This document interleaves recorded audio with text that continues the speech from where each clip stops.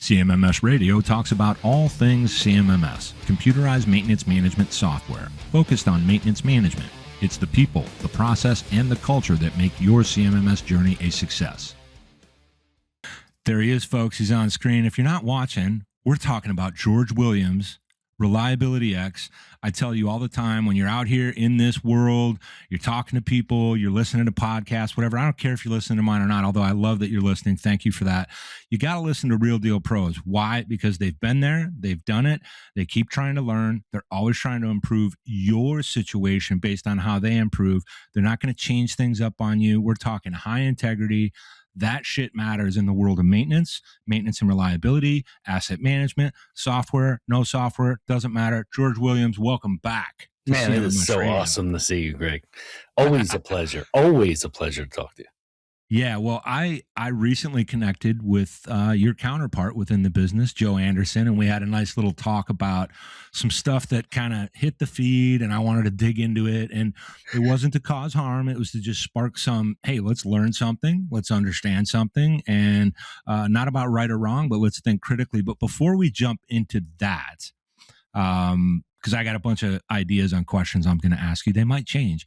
I want to find out what's next on deck for you and ReliabilityX. I do know, by the way, that you guys will be at SMRP. I'm going to have you as part of my production, as always. You're bringing the ReliabilityX recording rig, which I thank you for. I'm going to have a big old booth, having all kinds of fun.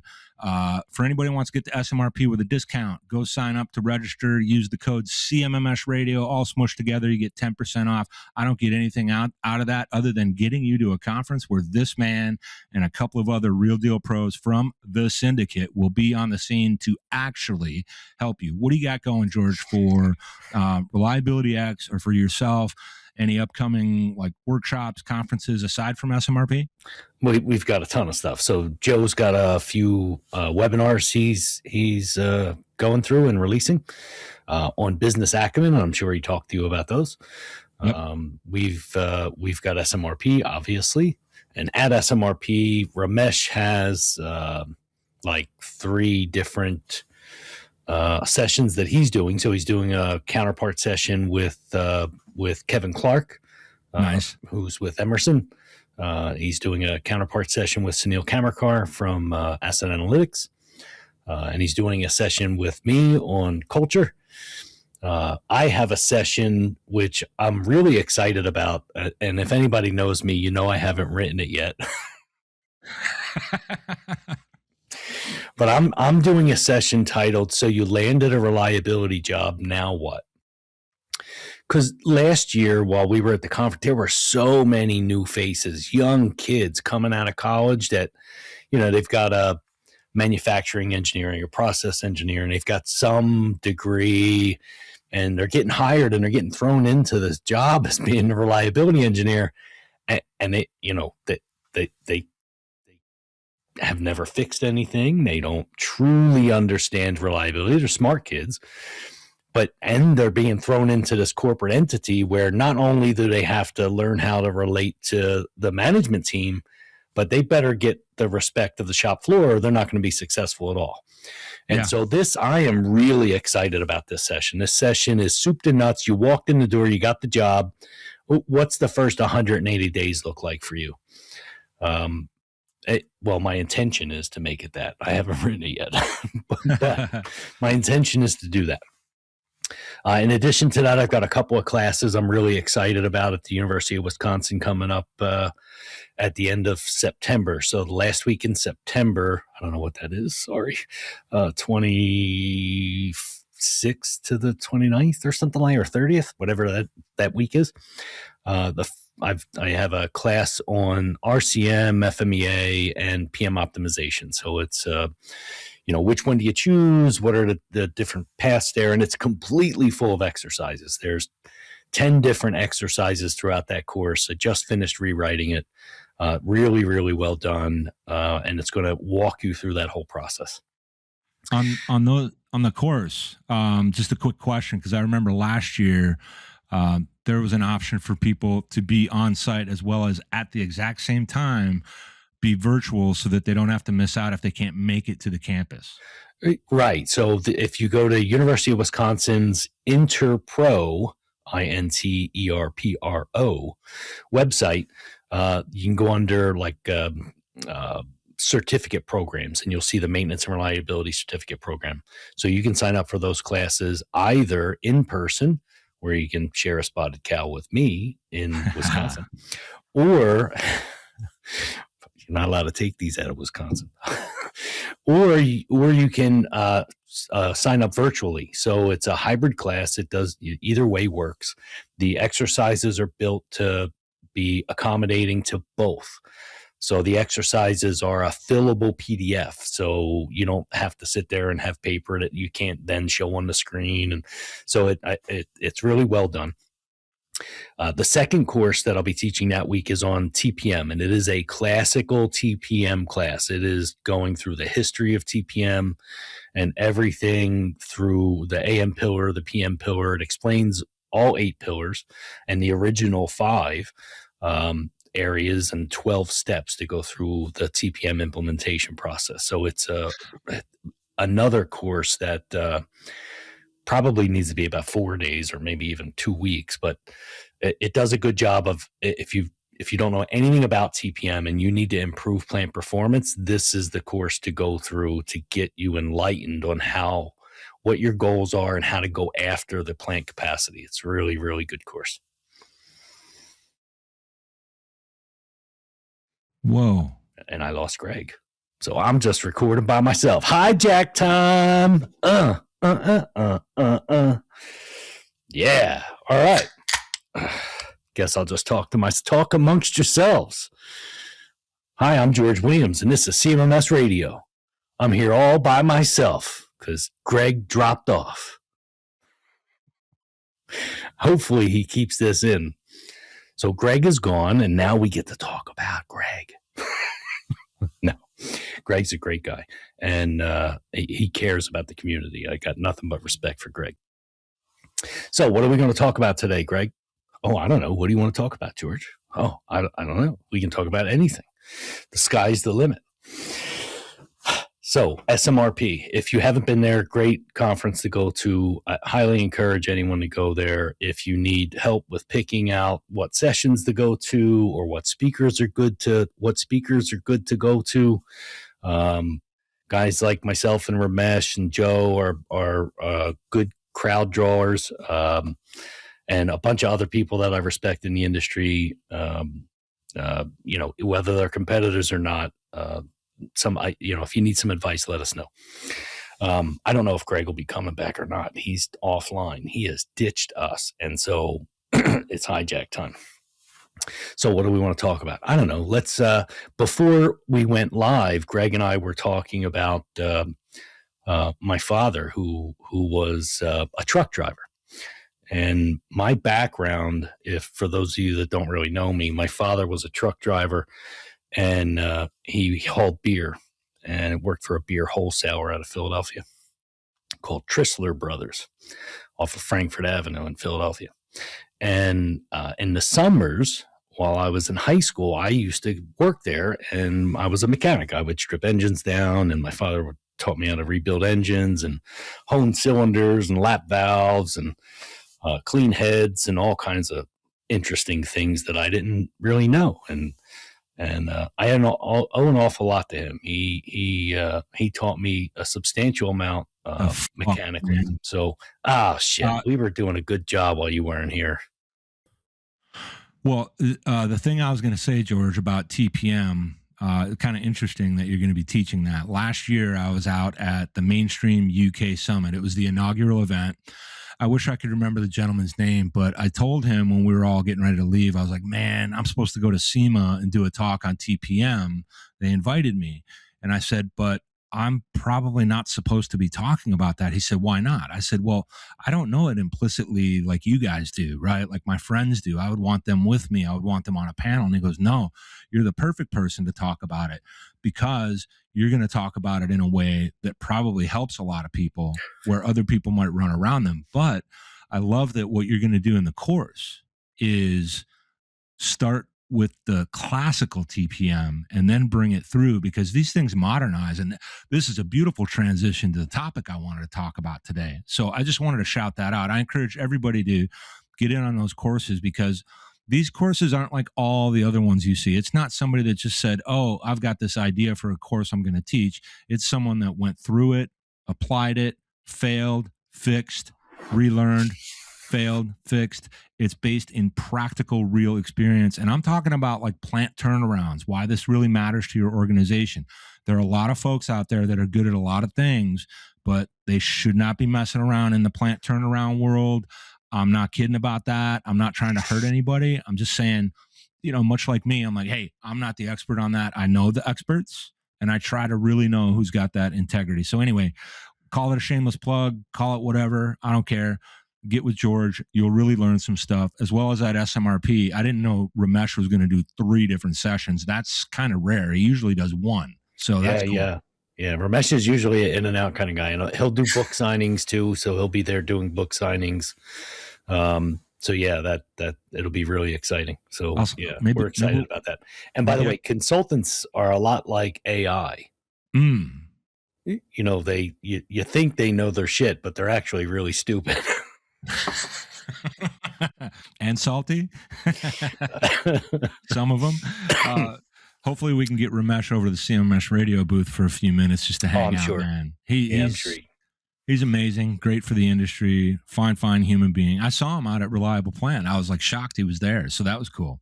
Yeah, he's just the greatest. He's just such a humble, giving person. Absolutely. Yeah. So the subject I want to talk about today was really around this idea or concept of maintenance 1.0, 2.0, 3.0, 4.0. You might mix in 5.0 if that's even a thing. I'm not saying that it is. Yeah. And I wanted to understand that, because usually what I tend to see out there is industry 1, 2, 3, 4. And I understand what that means from an industrial revolution perspective.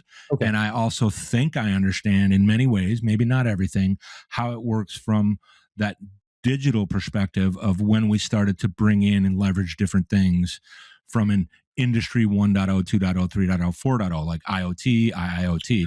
But when we talk about maintenance 1.0 through to as far as 5.0, is that a real thing? And how should people be understanding that so they really know what it means? Because I thought it was kind of buzzy and weird. Yeah. So I think certainly there's been iterations of evolution in maintenance. I guess there's a couple of sides to the coin you're talking about, right? So in terms of like industry 1.0, 2.0, 3.0, there are certain tipping points where the industry changes what it does as a norm. And so the Industrial Revolution brought in, the 1.0 era, right? And Henry Ford and the assembly line. I guess 1.0 would really be when they first started greasing wheels on trains, which would have been long before just Henry Ford, right? And then Henry Ford would be Industry 2.0, and 3.0 would be computers and the ability to speak to machines, and that's really early. And then 4.0 would be IIoT and smart devices and that type of stuff. And now you're moving into the AI phase. On the maintenance side of things, it's almost the same. It's maintenance 1.0 was stuff breaks, go fix it, right? And initial lubrication practices, and that's about all that existed. You can reshoe a horse, right? A blacksmith was a maintenance person. And so, and a fabricator and a manufacturer. And then you've got maintenance 2.0, where you start doing some type of regimented work to something. And that would have been somewhere around the 40s, the 1940s, the early 1940s. And then in the late 1949, the military standard came out for the development of things like PMs.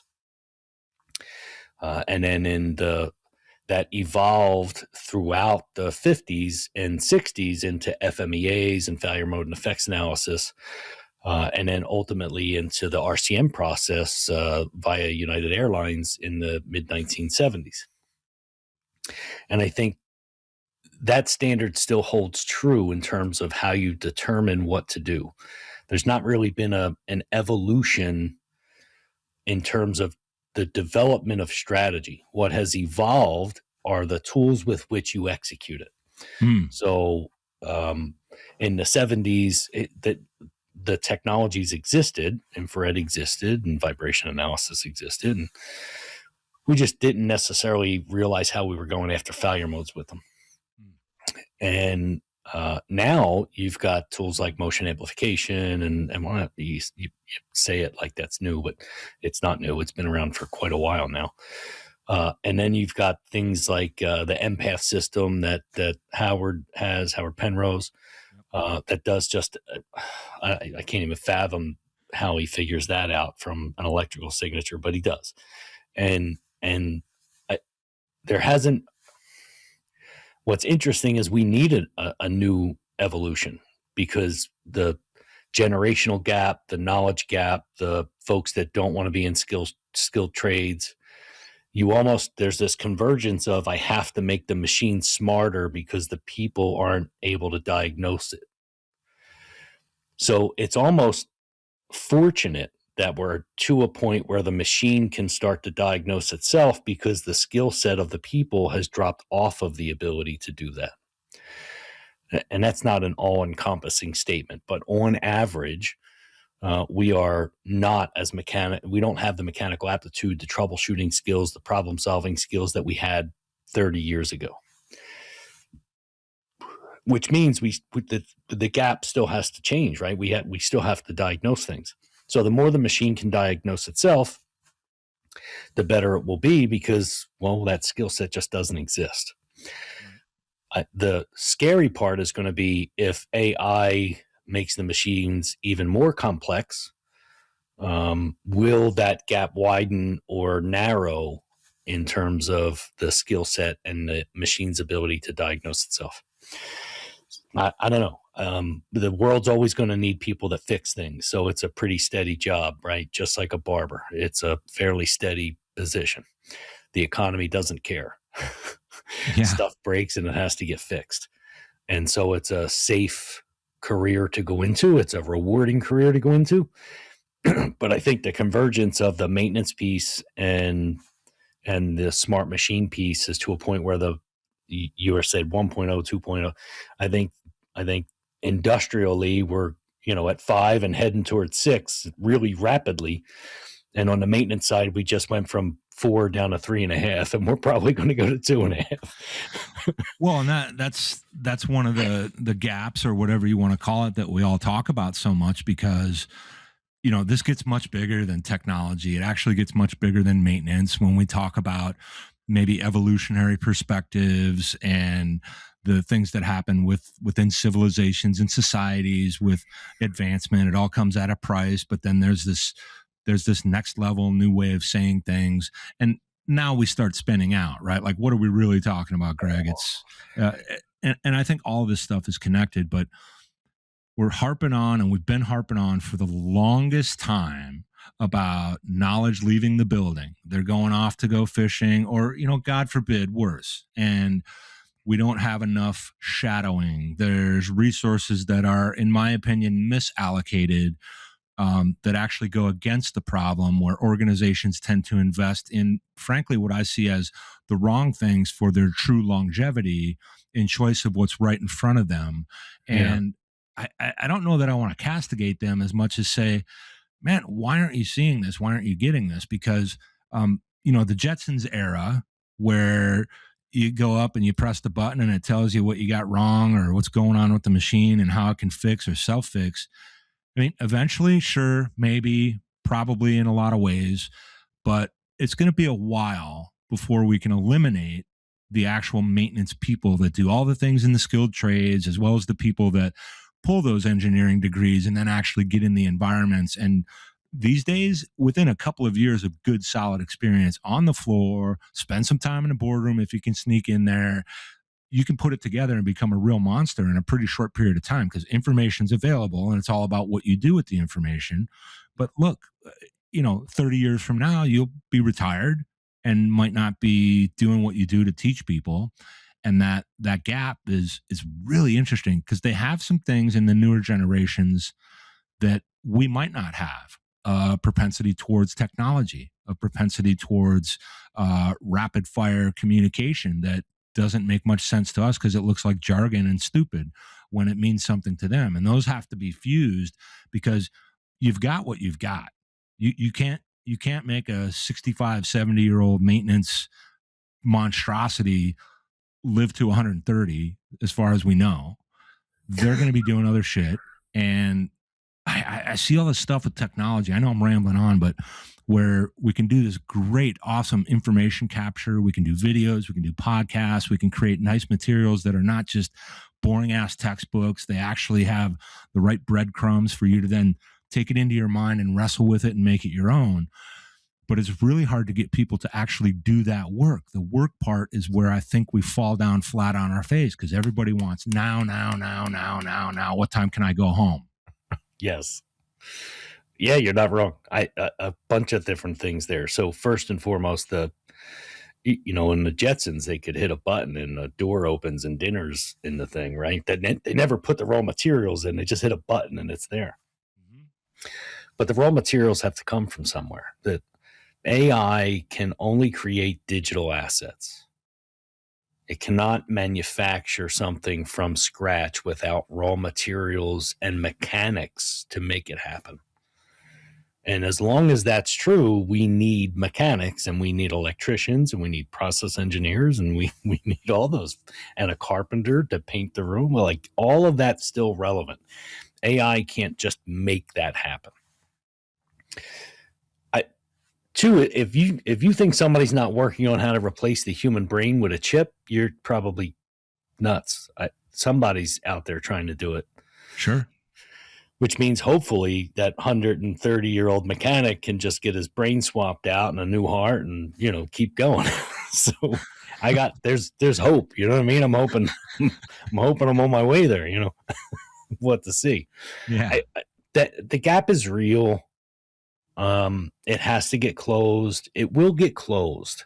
And the reason I'm confident in that is, prior to the 1970s, the folks in India, they weren't known to be the tech help people in the world. They weren't the programmers that didn't exist. And if you read The World is Flat, and you'll realize that there was a heavy investment to make that happen, that they built universities specifically for that purpose.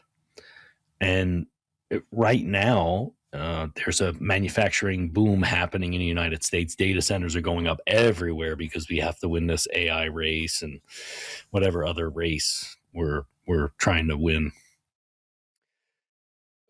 We're going to have to invest in people differently than we have been since the early 1990s. And the whole No Child Left Behind Act and stop teaching kids how to think, but teach them what to think, that has to go away or we'll be in a lot of trouble. Yeah. It is, even if you start at that process today, you're probably 2 full generations away from fixing the problem. So you've got a 40-year gap that's probably going to exist. And that's assuming there's a path forward to fix it starting now. And so that's the gap that really is going to exist. So even if we're going to fix it, that's great. And I say fix it like there's a problem with people. There's not a problem with the people coming up right now. But the system wasn't designed for them to have mechanical aptitude. The system wasn't designed for them to want to go into trades. So it wasn't sexy to do that, and it didn't pay as well. So it's not an issue of the human being. It's the issue of the system around them, right? Yeah. But even if you fix that, that's 40 years away.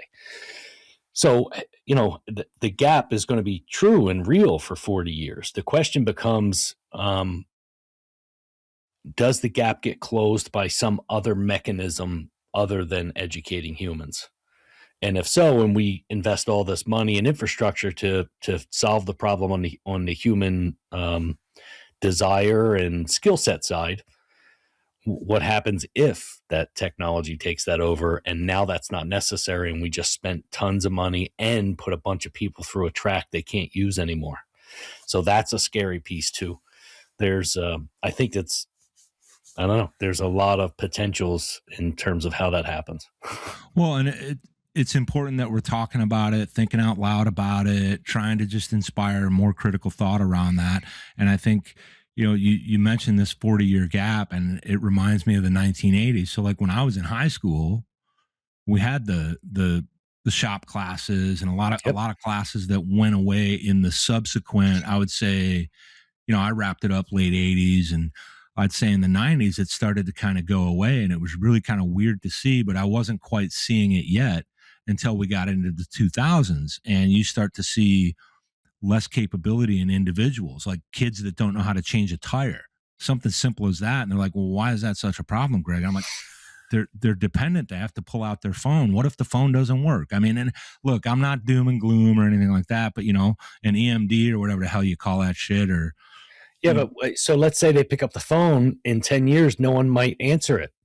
That's right. Because there's nobody that wants to go change a tire. It's not just the fact that that person standing there doesn't know. It's the number of people they can call is reducing. Like they don't even know that there's an owner's manual in the glove box that would show them that. And they say they wouldn't be able to go to their Google. They don't know what a Chilton manual is.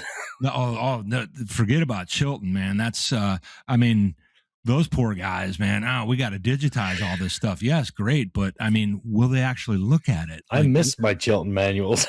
Oh my God, I remember them. They're filled with grease and all that. Mine was for cars. I replaced an overhead cam in front of my house. I got a buddy without any manuals. Rebuilt a carburetor because he didn't understand the instructions. He one time in the dead of winter on the icy street swapped out a tie rod end well enough to get it to the auto shop down the street, and with nothing but just, let me look at this and understand it. We don't tend to think like that anymore. Now, programmatically, we do. I think a lot of these younger folks, they see things that we're kind of resistant to when it comes to technology, connection, and all that. And these things happen, right? Things evolve, they change. And again, we're just trying to fire people up on it. And I didn't want to completely crush this idea or these concepts of maintenance 1.0 through 5.0 or whatever it is. I think it's important to talk about it and understand it. I want to ask you a slightly different question around all this. I keep wondering if we harp too much on, or if we really should keep focusing on this idea of a client who's trying to improve their environment, whether it be from a reliability perspective or not, just a manufacturing or facilities type environment, any of these environments. Maintenance maturity. It's been beaten to death as if it sounds like this dramatic, grandiose thing, and it's not that. It's extremely simple. Does that term lose its power, understanding, and applicability when people just beat it up and use it the wrong way? Maybe. I'm going to do a Fauci here and plead the fifth. So the reason I say that is because every other consultant does that, and we don't. So when we assess a plant, I'm going to give away the secret sauce here, Greg. But if you want to learn more about that, stop by our booth at SMRP. When we assess something, so a typical consultancy has some framework they use. Doesn't matter what it is, whether it's graphical or just on paper, they ask questions. So you have a PM program. How's it doing? Do you have a predictive maintenance program? And they go, okay, well, what technologies do you have? And they're like, oh, I got vibration. I got this, I got that. Well, we bought the tools, right? But we scored high because we bought the tools. And they'll say, well, how did you come up with your PMs? And I'll say, well, we used the owner's manual, and they go, oh, you suck. Or, we used an FMEA. Oh, you guys did great. But they don't know if they did great, because the only way you know if they did great is if product is flying out the door. So they assess all these practices in this black and white area, and in between that area, they've got some criteria. Well, I bought the tools. Okay, great. Do you have routes built? All right, great. All right. Well, all right. So that determines their maturity level in all these different areas. And ultimately, it's designed to say you suck. We don't do that. We do that differently. So, for example, if we take a topic like preventive maintenance, or it doesn't matter, predictive maintenance, precision maintenance, TPM topics, whatever it is, we measure 5 specific areas inside each and every program, whatever you want to call it, program of a manufacturing plant. Those 5 layers are knowledge, existence of process, discipline to follow the process, the robustness of the process, and the results. And the reason we measure those 5 areas is because you can have good results that are talent reliant, meaning the organization doesn't have good knowledge of it. You don't have a documented process, but you're actually getting good results because Greg is amazing at what he does. Nobody's assessment of maturity is ever going to uncover that except for ours, because they don't look at it like that. And so it could be a different scenario. So now I've got another scenario where still results are good. I've got the knowledge exists, the process exists, but the discipline to follow it doesn't. So do they deserve a good score, or are they getting lucky? They're still talent reliant because no one has documented what the person is doing because it's inconsistently followed.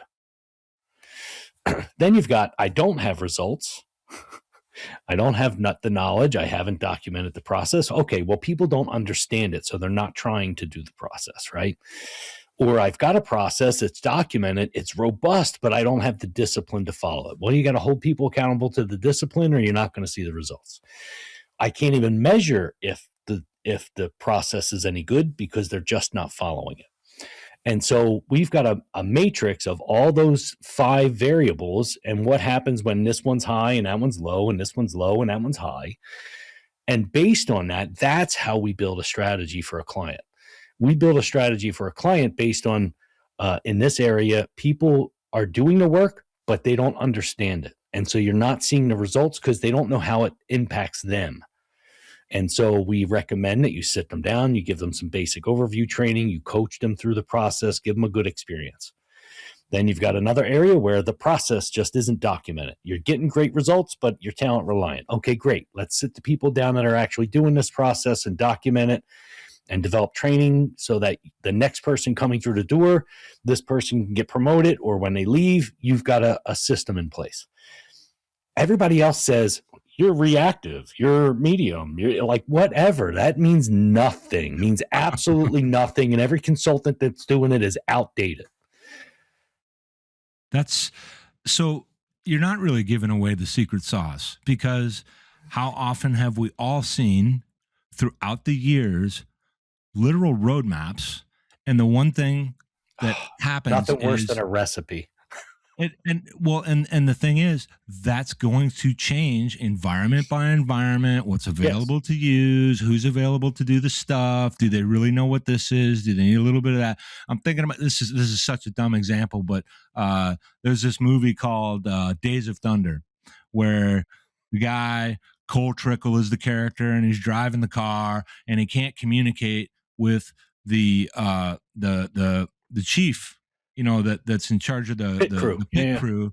And he starts talking to him, and then he starts understanding, oh yeah, tell me more about that.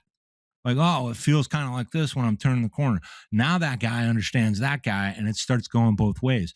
That is not cookie cutter from place to place to place to place, from person to person to person. So when we say this shit, like it all boils down to people and process, that's really what it is. And all the other stuff is noise, lacks context, shiny, cool. Oh, we're going to get this technology and now we're flying. No, you don't even need the technology. Frankly, I mean, like, I'm a big CMMS guy. Why don't you have a CMMS? Well, somebody might say to me, well, we haven't needed it. And I'll say, tell me more about that. And they say, well, yeah, if they're successful, great, right? yeah, we're doing the things. We're doing TPM. We're actually doing all these. And I say, but you don't have a system? No, we have an ERP, or we have this system over here. We definitely have an accounting system. I'm like, oh, Right. fascinating, right? So, I mean, these are really big conversations. So, first of all, and I don't want anybody to have more to chew on because we're going to continue this later and we're going to do some really cool stuff at SMRP. Can't wait to see you there. Folks, make sure you get in on those University of Wisconsin courses that George is going to be teaching later this month. That will wrap up the weekend of, I think that's the 27th of September. So that week prior is probably when it is, because that next week on the 28th is. Yeah, that week. Wait, hang on. Yeah, it's the week before that, isn't it? Yeah. Yes. Oh, crap. Yeah. UW is going to kill me. Yeah. I was thinking, right? It's like 24th, the week of, I don't know, something like that, whatever that week is. Exactly. It's the week before SMRP. Exactly. So that for everybody, if you want to look that up, it's the 21st through 25th. Yeah, that's it. Is when you want to get those U of W courses, and definitely good stuff. I know that because I've talked to people that take these courses. I've gotten a chance to see some of the coursework myself over the last couple of years. That's why it's important to know Real Deal Pros, especially if you have trusting relationships where I don't share that shit. Another thing is get yourself to SMRP so you can hang out with this guy, Joe Anderson, bunch of other Real Deal Pros that are part of what I like to call my crew. It's our crew. I was adopted. Thankfully, I call them the syndicate. There are going to be a bunch of them there, more than ever before, I think. And we're going to do a bunch of cool stuff. George Williams, thank you on short notice for jumping on with me today so I can get this info out of your brain, man. Thanks for being on CMMS Radio. Always a pleasure, Greg. Yeah. Did you find this episode helpful? Please send us some feedback, suggest a topic, or ask a question. Reach out to CMMS Radio if you need a co-pilot on your CMMS project. Visit cmmsradio.com and use the What's on Your Mind link. Thank you for tuning in to CMMS Radio, your resource for all things CMMS, from selection to implementation, to help you make better choices, learn from industry experts, and have a successful CMMS journey.